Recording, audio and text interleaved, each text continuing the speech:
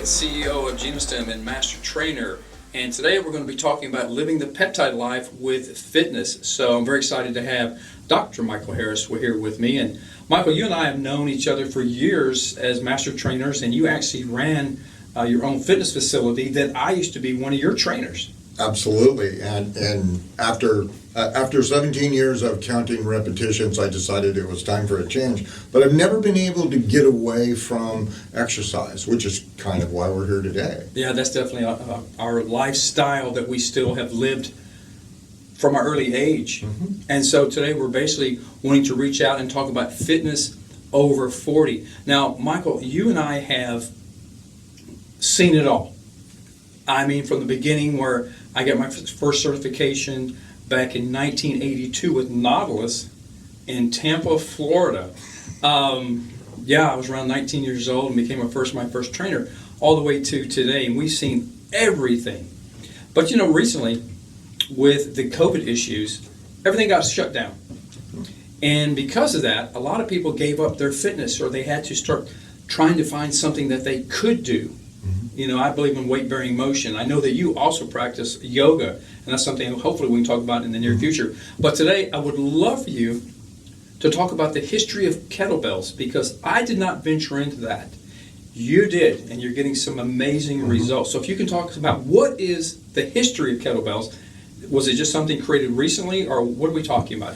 Well, I think kettlebells are probably one of the most fascinating and least known types of exercise. Kettlebells have been, you can find the very first reference to kettlebells in 1704 in Russia.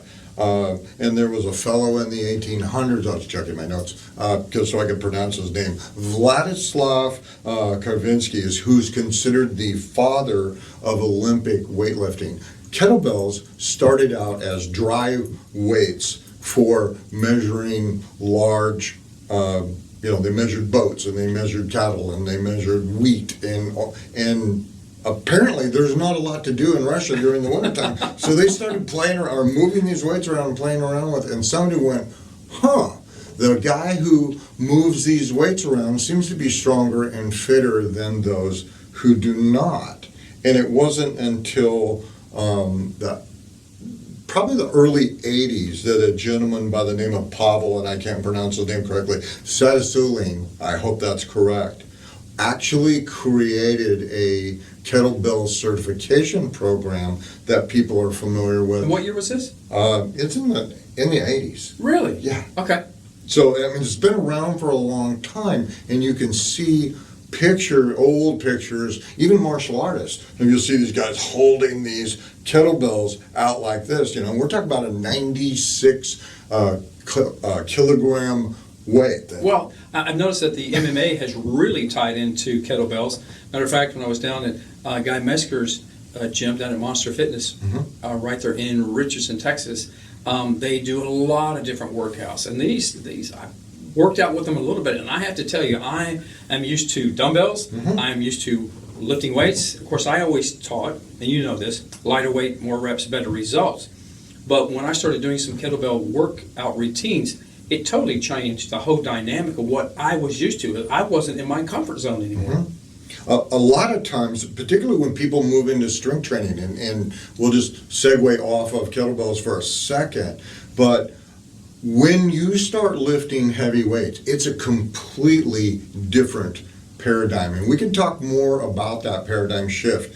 But one of the things that you're going to notice is you could do an entire whole body workout with kettlebells in 7 to 10 minutes. And if that isn't enough of a motivation to find out more about kettlebells, I don't know what is. Well, and what I like about the kettlebells also is a lot of people are using bands. I think bands definitely have their dimension in fitness.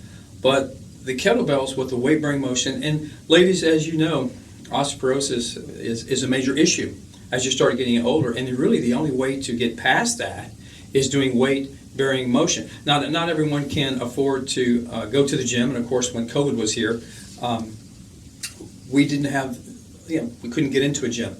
And so kettlebells seem to be the answer because not everyone has the home gym. So Michael, real quickly on the history of kettlebells, So we've gone from the Russians and today. So where do you see it actually going from here?